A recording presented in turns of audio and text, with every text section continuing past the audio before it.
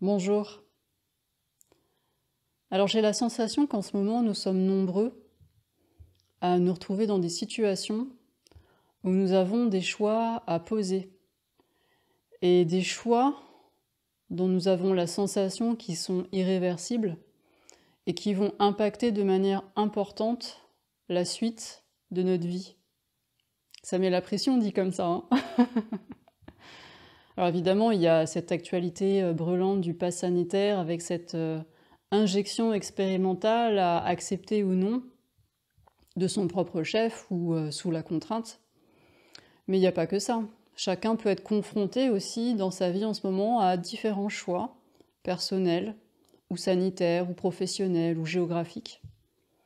Alors j'avais fait une vidéo il y a quelque temps, je te remets le lien en haut là si tu regardes cette vidéo sur YouTube. J'avais fait une vidéo qui s'appelait, je crois, quelque chose comme « Orienter sa vie en conscience », où j'avais vraiment partagé avec toi des clés pratiques, concrètes, pour vraiment poser ses choix en conscience à partir de cet espace en soi de présence, dans son corps, en lien avec ses ressentis. Donc c'est des clés qui sont vraiment précieuses et que je t'encourage à aller voir si tu ne les as pas encore visionnées. Mais j'ai eu la sensation que dans le contexte actuel, un complément pouvait être utile. Dans cette vidéo, je vais partager avec toi des pistes de réflexion, des clés, des ressources pour t'aider à te positionner en conscience. Quand on a du mal à faire un choix, souvent, c'est qu'on a peur de regretter les conséquences de son choix plus tard. Donc là, l'idée, à travers ces clés, ces ressources que je partage dans cette vidéo maintenant avec toi, c'est d'optimiser ton choix pour faire en sorte que tu aies le moins de risques possible plus tard de le regretter, ce choix. Et d'ici quelques jours, tu trouveras sur cette chaîne une deuxième vidéo dans le cas où tu aurais fait un choix, voilà, tu as déjà posé une action, tu as la sensation que c'est irréversible et tu regrettes vraiment ce que tu as choisi. Donc là, on regardera ensemble ce que l'on peut faire aussi dans ce genre de situation. Comme d'habitude, je mets ces ressources et ces clés à ta disposition. À toi de sentir ce qui résonne et à toi de faire ton propre tri. Il n'y a aucune prétention de ma part, ni d'être exhaustive, ni d'être objective d'ailleurs. Donc n'hésite pas à utiliser les commentaires là juste en dessous pour questionner, pour partager, pour critiquer, pour compléter. Voilà, exprime-toi, n'hésite pas.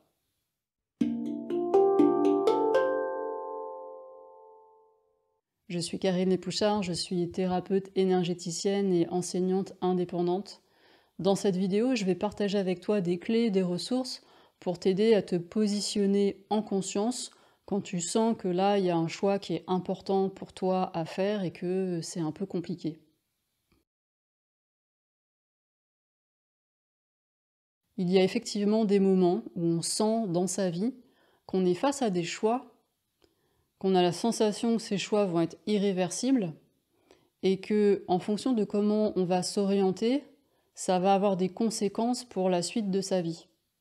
On va avoir à choisir si on fait des études, quel type d'études.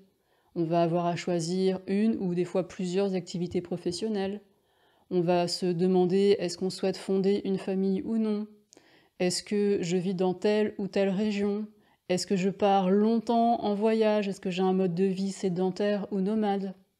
Et puis il y a, est-ce que j'achète cette maison ou est-ce que je vends cette maison? Est-ce que je déménage?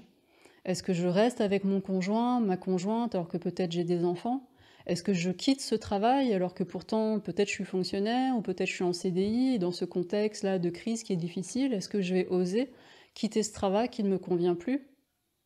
Et puis il y a, est-ce que je vais accepter de porter un masque? Est-ce que je vais accepter cette injection expérimentale de mon propre chef ou sous la contrainte? Comment est-ce que je vais me positionner par rapport à tout ça? Ça en fait des choix. Je te laisse regarder pour toi en ce moment si tu as des choix importants à faire et quels sont ces choix.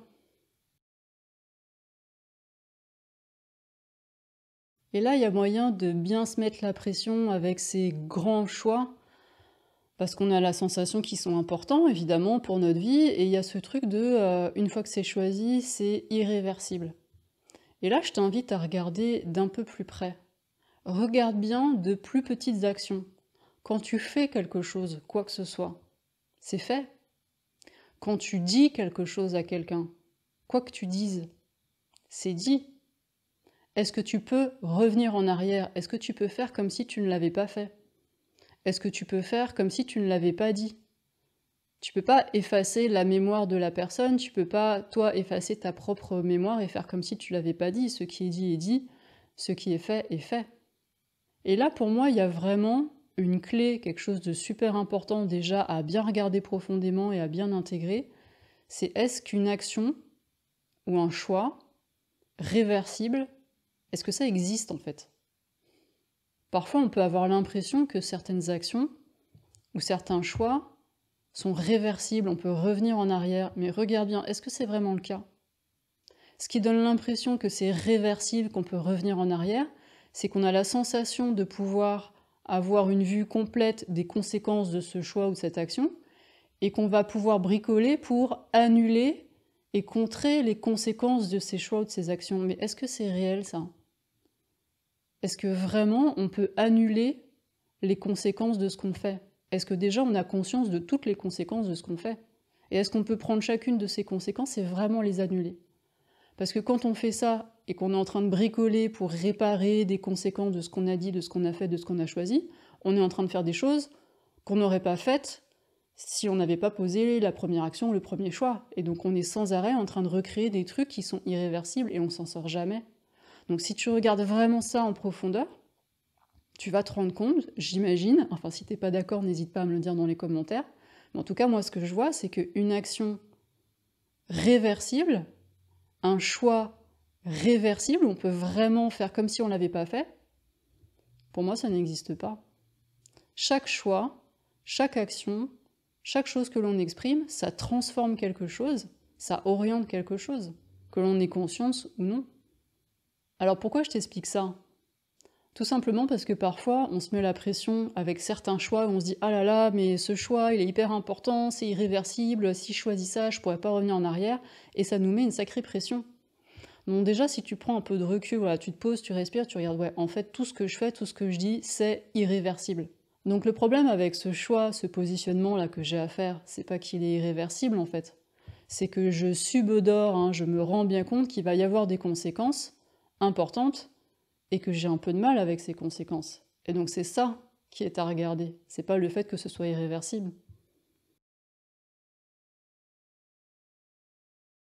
Et je te propose d'aller encore plus loin, de regarder encore plus finement pourquoi on s'accroche à ce mythe des actions réversibles, où c'est bon, si je choisis ça, je pourrais revenir en arrière, tout va bien. Pourquoi c'est si difficile de se confronter à quelque chose qui est irréversible? Bah, tout simplement parce que quand on se confronte à quelque chose qui est irréversible, en fait, on se confronte à la mort. À chaque fois que tu orientes ta vie d'une certaine nouvelle manière, bah, tu as un peu à mourir à une ancienne manière d'être, une ancienne manière de vivre, d'être à toi-même, d'être au monde. Et quand tu choisis, quelque part, il y a à accepter de laisser aller l'ancien, de laisser aller le passé, d'arrêter de s'y accrocher, de le retenir, d'être là dans le présent, et d'assumer ce que tu viens de faire, d'assumer ce que tu viens de choisir. Et ça, en fonction du type de choix dont on est en train de parler, ça peut être assez compliqué. Quand nous faisons un choix, il y a aussi des potentiels futurs qui sont en train de mourir, qui sont peut-être en train de se refermer. Mais nous ne savons pas lesquels. Nous sommes nombreux, souvent, à aimer nous projeter dans le futur, ce sont des projections mentales. Nous imaginons que plus tard, nous vivrons peut-être de telle ou telle manière, à tel ou tel endroit, que nous accomplirons telle ou telle chose, que nous ferons telle ou telle expérience. Ce sont des projections mentales. Et parfois, en fonction du type de choix que nous avons à faire, eh bien, effectivement, nous avons l'impression que certaines de ces projections deviennent impossibles et que nous avons aussi un deuil à faire par rapport à telle ou telle potentialité et nous avons l'impression de devoir renoncer à ces projections dans le futur. Avec le choix que nous sommes en train de faire, peut-être nous nous disons « Bon, bah maintenant je choisis ça, donc ça et ça, bah c'est fini, c'est mort, ce sera plus possible. » Et parfois, ça peut aussi rendre un choix difficile de faire ce deuil à certaines projections que nous avions faites dans le futur. Mais là, ce qu'il y a à bien regarder, c'est de faire la part entre nos projections mentales et le réel, et peut-être de se rendre compte qu'en fait, on n'en sait rien, ce sont juste des projections mentales, et peut-être que je fais ce choix, ok, je me positionne maintenant de telle manière, j'ai la sensation de devoir renoncer à certaines choses, Mais en fait, j'en sais rien. Et ça se trouve, il y a des expériences qui demeureront possibles, même si là, pour l'instant, je vois pas comment ce sera possible. Mais en fait, j'en sais rien. Moins j'ancre mes projections mentales sur le futur et sur tout un tas de choses, bah plus je rends la possibilité de choisir légère, fluide, et on respire mieux. C'est quand même plus facile de faire un choix en arrêtant de se dire que ça va fermer des possibilités.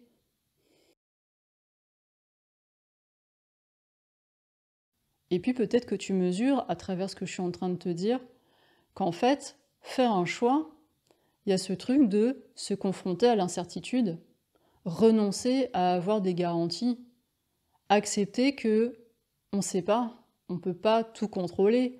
On imagine, on fait des suppositions sur les conséquences de ce choix, mais en fait, on n'en sait rien.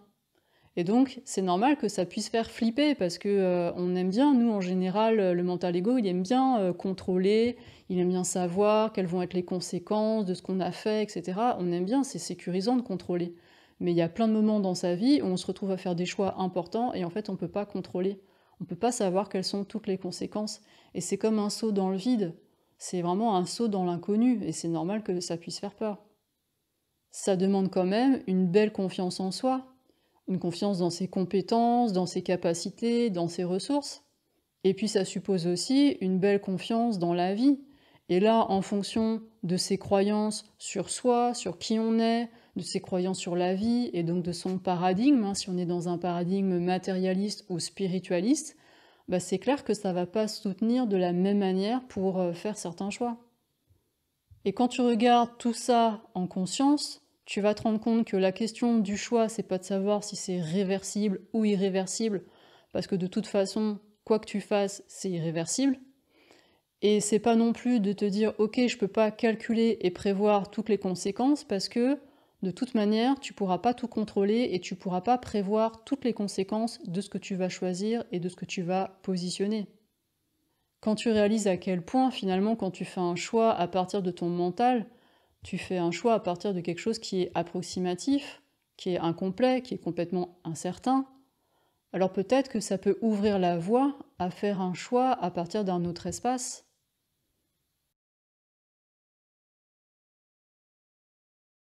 Peut-être alors que tu vas regarder les différentes possibilités, les différents potentiels, les différentes conséquences, mais que tu vas te relier à ça en sentant, ok, qu'est-ce qui est là-dedans est le plus joyeux pour moi?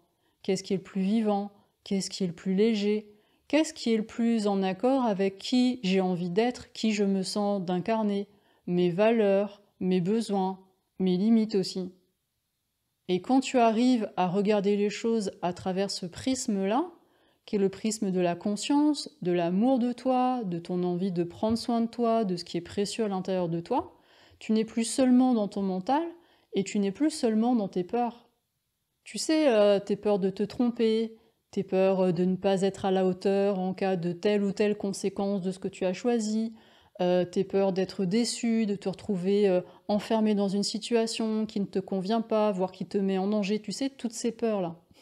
Si tu arrêtes juste de calculer mentalement par rapport à toutes ces peurs et que tu te places dans un espace de joie, de conscience, où tu sens que tu te positionnes par rapport à ton envie de prendre soin de toi, de respecter ce qui est joyeux et ce qui est vivant en toi, alors ça devient quand même beaucoup plus facile d'en assumer les conséquences.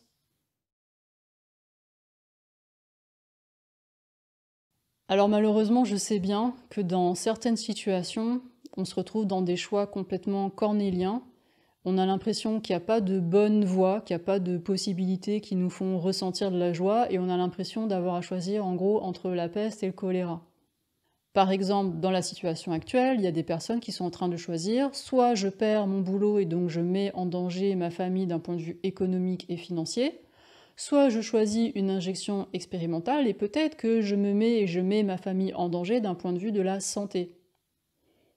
Ça peut être aussi dans un contexte de restriction, soit je perds ma liberté parce que j'obéis à contre-cœur, je me contrains à un ensemble de règles, de décrets auxquels j'obéis à contre-cœur, donc je perds ma liberté, mais je le fais parce que quand même j'ai envie de circuler, de pouvoir faire un certain nombre de choses dans ma vie, mais je me sens pas libre parce que je le fais à contre-cœur. Et ça peut être aussi, je refuse de me plier à ces règles, J'ai la sensation que je vais garder mes valeurs et prendre soin de ce qui est important pour moi en refusant de me plier à ces règles. Mais du coup, ces ensembles de règles, le contexte fait que je perds quand même de la liberté puisqu'il y a un certain nombre de choses que je ne peux plus faire. Et donc là, on a l'impression que quoi qu'il arrive, on perd sa liberté. Enfin ça, c'est si on respecte ces règles. Et il y a vraiment des situations où le mental, il est complètement dépassé, ça bug complètement. Il y a beaucoup trop d'incertitudes, il y a beaucoup trop de paramètres. Et puis parfois, là, pris sous la pression, à court terme, on ferait certains choix. Et puis si on a le temps de prendre du recul, on se rend compte qu'en réfléchissant à moyen et long terme, notre choix de court terme, il tient plus. Mais le truc, c'est que c'est compliqué de se projeter à moyen et long terme parce que justement, il y a tellement de paramètres et il y a tellement d'incertitudes. Et en plus, parfois, il y a la pression des proches, de la famille, du boulot, du patron, des médias, des commerçants. Donc ça devient compliqué là d'avoir l'esprit clair et de bien réfléchir en fait. Et si ça te parle parce que tu sens que tu as un choix comme ça qui est important pour toi à faire et que tu te sens pris dans cette confusion, dans cette spirale de l'urgence et que tu sens qu'il y a des influences sur toi, alors moi ce que je te conseillerais c'est vraiment de ne pas te précipiter. Dans ces cas-là, l'urgence c'est de se donner du temps pour se poser, pour respirer, pour regarder les choses et sentir comment ça évolue. Sentir comment ça évolue en soi, vraiment se donner du temps pour observer quand on peut, hein. Se donner du temps pour ne pas choisir tout de suite, parce que c'est l'ego qui veut là tout de suite trouver une solution. C'est aussi une manière de se débarrasser du problème, hein, de tout de suite choisir quelque chose comme ça, la vite fait, mal fait, pour ne plus avoir à y penser. C'est une des manières de sortir de l'inconfort. Alors que si tu peux respirer, ne pas décider tout de suite, prendre du recul, observer comment ça évolue en toi, regarder comment ça évolue autour, bah peut-être que les choses vont évoluer d'une certaine manière et tu n'auras même plus à te positionner par rapport à cette chose-là. Ça arrive aussi. Et là, je suis pas en train de dire qu'il faut procrastiner, ne jamais rien décider et toujours remettre à plus tard, hein, on est bien d'accord. Je te parle vraiment d'une situation précise qui est, il y a urgence, et toi tu sens là que c'est pas clair, qu'il y a des influences et que tu as besoin de temps. Si tu sens que tu as besoin de temps, je te conseille vraiment de prendre ce temps et de pas te précipiter.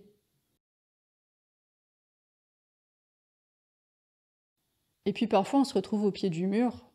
On a bien regardé les différents choix possibles, on a calculé les conséquences, et finalement il n'y a aucune conséquence dans ces différentes possibilités qui nous paraît vraiment satisfaisante. À chaque fois il y a des inconvénients, il y a des problèmes majeurs qui se posent, il y a peut-être des dangers, et il n'y a rien qui est vraiment satisfaisant, en tout cas au niveau de l'extérieur. Et ça pour moi ça ouvre une autre manière de se positionner dans ces choix, qui est, voilà, dans cette situation, dans ce contexte, voilà comment je me positionne, voilà ce que je choisis, non pas pour obtenir telle ou telle conséquence extérieure, mais je choisis ça parce que voilà qui je suis. Dans cette situation, voilà quelles sont mes valeurs, voilà ce que je choisis d'incarner. Et ça, c'est encore une autre manière de choisir. Et là, les questions, ça devient plutôt, ok, à l'intérieur de moi, qu'est-ce que je priorise? Quelles sont les valeurs qui sont les plus importantes? Qu'est-ce que je choisis d'incarner? De quoi à l'intérieur de moi, je choisis de prendre soin en priorité? Tu vas voir, c'est vraiment une manière de se positionner, de faire ses choix qui est complètement différente. Ça peut complètement changer ton énergie. Et tu vas voir, tu vas peut-être trouver des ressources, des idées, des manières de te positionner qui vont être complètement différentes à partir de cet espace.